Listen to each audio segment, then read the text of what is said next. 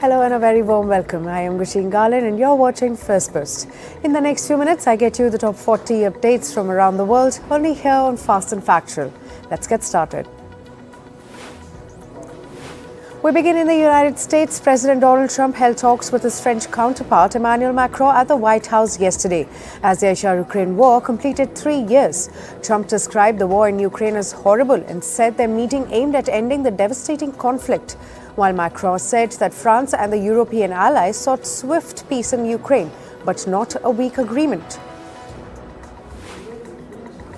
US President Donald Trump has backed his aide Elon Musk's demand after the billionaire asked federal employees to submit a list of their recent accomplishments. Trump described it as a way of holding federal employees accountable. He further added that Musk's Department of Government Efficiency had uncovered hundreds of billions of dollars in fraud. The United Nations General Assembly passed a resolution on the war in Ukraine. The resolution, drafted by Ukraine and European Union, labeled Russia as an aggressor and called for removal of its troops. At least 93 countries voted for the European Union's proposal, while 18 voted against it. The international body also rejected a US proposed draft. Russian President Vladimir Putin has said that European countries as well as others can participate to resolve the conflict in Ukraine. Putin added that European nations had themselves rejected contact with Russia. Iran held talks with Germany, France and Britain about its nuclear program yesterday. An Iranian official described the meeting in Geneva as constructive. Tehran's Deputy Foreign Minister for International Affairs said both the sides exchanged views on nuclear program and lifting sanctions. Bangladesh is seeking better ties with its neighbour India. This, as Bangladeshi advisor for Foreign Affairs said, Dhaka wants to work good working relations with New Delhi. He also emphasised on the importance of mutual respect. The statement follows India's External Affairs Minister S. Jaishankar's rebuttal on Bangladesh's anti-India rhetoric. India's Mahakumbh Mela in Prayagraj is set to conclude tomorrow. Around 10 million pilgrims are expected to take a holy dip to mark the final day of the grand Hindu festival. The Uttar Pradesh state government has beefed up security amid a surge in crowds at the Mela. A small plane crashed and caught fire in the U.S. state of Texas. The fire completely destroyed the aircraft. There were 2 passengers on board who survived the crash with minor injuries. Investigation is underway to find the cause of the mishap. Initial reports suggest that the pilot lost control over the plane after its takeoff. An elevated under-construction highway collapsed in South Korea's Cheonan city, which is about 90 kilometers south of Seoul. At least 2 people were killed and 7 sustained injuries out of the 10 present at the site.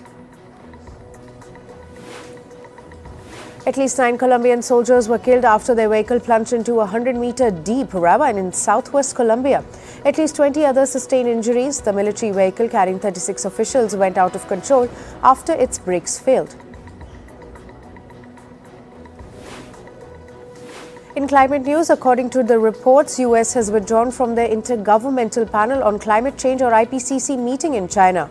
The IPCC assesses the science related to climate change with the help of hundreds of scientists globally. This could further mean that the US might withdraw from the UN Climate Convention itself. Countries are gathering in Rome this week to take another shot at securing $200 billion annually for biodiversity preservation. The funding is crucial for implementing the Kunming-Montreal Global Biodiversity Framework. It aims to halt nature loss by 2030. The urgency is growing as WWF reports that vertebrate wildlife populations have declined by 73% since 1970. Greenpeace activists staged a protest outside the United Nations headquarters in Rome. This is ahead of a key biodiversity conference scheduled for February 25 to 27. The demonstration aimed to pressure world leaders into honoring the commitment made in 2022 to protect at least 30% of the planet's land and oceans by 2030. Greenpeace activists say if biodiversity collapses, the entire world will suffer.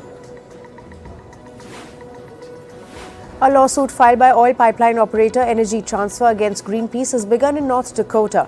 The company accuses Greenpeace of orchestrating a campaign of violence and defamation during protests against the Dakota Access Pipeline.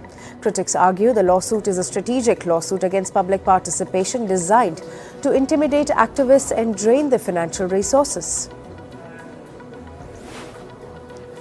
Unseasonably warm temperatures have triggered an early bloom of almond trees in northeastern Spain. The flowering began nearly 3 weeks ahead of the usual schedule. Environmental experts warn that climate change is disrupting natural cycles, with winters becoming less severe and more spring-like. Experts note that the trend has been intensifying for decades. Moving on to business and tech news now, BP's chief executive is set to announce a major strategic shift. The oil company is scrapping its ambitious target to increase renewable energy generation 20-fold by 2030. Instead, the oil giant will refocus on fossil fuels, a move aimed at addressing investor concerns over sluggish earnings. US President Donald Trump says tariffs on Canadian and Mexican imports are moving rapidly. The Trump administration had set March 4 deadline for both nations to tackle border and fentanyl issues. Despite the efforts, Trump said 25% import tariffs are on time and on schedule. The Trump administration is reportedly planning to toughen semiconductor restrictions on China. According to a report, US officials recently met their Japanese and Dutch counterparts. The meeting was aimed at restricting Tokyo Electron and ASML engineers from maintaining semiconductor gear in China. The move is to limit Beijing's technology prowess. Asian shares slide amid concerns over US investment restrictions on China. MSCI's broadest index of Asia-Pacific shares outside Japan drops by 1%. Japan's Nikkei falls 1.3%, while Hong Kong's Hang Seng index is down by 1%. Shares of Warren Buffett-run Berkshire Hathaway rise to a record high. The company's Class A shares closed to over $7,447,485 on Monday. This as the company posts its highest ever quarterly profit to $14.53 billion, marking a 71% rise. Starbucks says it would eliminate 1,100 corporate roles. The company CEO Brian Nichols' letter to employees states the move is aimed at operating more efficiently and increasing accountability. The announcement comes amid Nichols' push to turn around the coffee chain struggling with falling sales. Billionaire Elon Musk reportedly wants his SpaceX to deploy Starlink satellite internet terminals. This is to speed up the information technology networks that support the U.S. Federal Aviation Administration's National Airspace System. Apple is planning to invest $500 billion in the U.S. over the next 4 years. It will include funding a factory in Texas for AI servers. The tech giant says that the facility will add 20,000 research and development jobs across the country. AI startup Anthropic is reportedly seeking $3.5 billion in a funding round. It would reportedly value the company at $61.5 billion. The Claude chatbot creator is likely to be backed by venture firms Lightspeed Venture Partners, General Catalyst, and Bessemer Venture Partners. North Korean hackers reportedly stole $1.5 billion in cryptocurrency in a single heist, marking the largest crypto hack on record. The hackers targeted Bybit, which describes itself as the world's second largest cryptocurrency exchange. Bybit has over 40 million users. Moving to sports, we start with cricket. New Zealand beat Bangladesh by 5 wickets in Champions Trophy. After winning the toss, New Zealand chose to bowl first and restricted Bangladesh at 236 runs in Rawalpindi. Bangladesh's Najmul Shanto scored a crucial 77-run innings, while Michael Bracewell stuck a 4-wicket haul. In response, with Rachin Ravindra's century, New Zealand chased down the total with 23 balls remaining. New Zealand's Rachin Ravindra, with his match-winning century yesterday, etched his name in history books. The 25-year-old became the first player to score a century on debut in both the Cricket World Cup and the Champions Trophy. The youngster had previously scored century against England in the opening match of the 2023 World Cup at Ahmedabad's Narendra Modi Stadium. Australia are set to play against South Africa in Champions Trophy in Rawalpindi. The match currently stands delayed due to rain. South Africa are the table openers in their group, while Australia recently beat England over the weekend after chasing down a mammoth 352-run target. In football, Sevilla played 1-1 draw against Mallorca in La Liga. Kaique Salas struck the opening goal just toward the end of the first half. Mallorca's Martin Valiente struck an equalizer after the end of regular time as the match ended in a draw.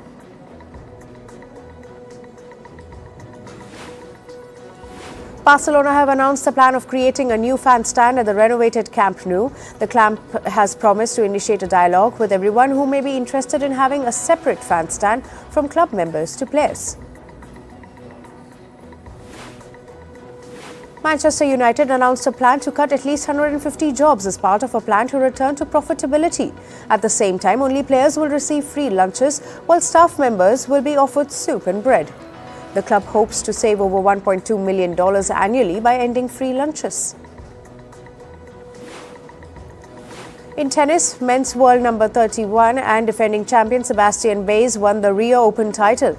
The 24-year-old beat Alexandre Muller of France 6-2, 6-3 in the finals. The Argentine also became the first player to defend his Rio Open title. Men's world number 9 Andrei Rublev opened up about his struggles and burnout and depression. In an interview, the Russian said that was completely lost while battling depression 12 months ago. Rublev said that he has now learned the coping mechanisms to counter depressive episodes. He said that he finds his way out of mental chaos through a one-word reminder: responsibility. In India, a court in Karnataka state has allowed investigation into alleged age fraud case involving ace shuttler Lakshya Sen. Sen is accused of manipulating his age by approximately 2.5 years. The Indian shuttler maintains that the case is baseless and is intended to harass him. Mercedes showed off their new W16 car in a digital launch yesterday. This came as Mercedes prepared for a pre-season testing and a fresh start after the departure of 7-time world champion Lewis Hamilton. And finally, from the world of showbiz, Jennifer Lopez and Ben Affleck's marriage is officially over. This is after a Los Angeles Superior Court judge dissolved their union. The divorce settlement takes effect on February 21. The couple, who tied the knot in 2022, had been separated since Lopez filed for divorce in August 2024. With the legal proceedings now complete, Lopez has dropped Affleck from her name. Carla Sofia Gaskin will attend the 2025 Oscars. This is after Netflix stepped in to cover expenses following backlash over her controversial tweets. Her posts on social media about George Floyd, Muslims and diversity at the Oscars sparked criticism. Despite the controversy, she is set to attend both the Caesar Awards in Paris on February 28 and the Academy Awards on March 2. Rachel Zegler has responded to the controversy surrounding Disney's live-action Snow White. She has attributed the backlash to audiences' deep connection to the original 1937 film. The criticism intensified after Zegler described the animated classic as dated and criticized the prince's role. In a new interview, she acknowledged the diverse reactions, saying, "We are not always going to agree with everyone." DC Studios is pushing forward with an ambitious lineup, including 2 Batman movies, a possible live-action Teen Titans film, and the second season of the Penguin series. Other developments include a Batman, the Brave and the Bold Move, a Clayface film, and a Blue Beetle animated series. And Japanese singer Lisa has released the highly anticipated music video of Awaken, her collaboration with Stray Kids' Felix. The track serves as the opening time for Solo Leveling Season 2 and follows their previous collaboration on Social Path in 2023. Shot in Seoul, the visually striking video features dynamic scenes of the duo performing in fiery backdrops.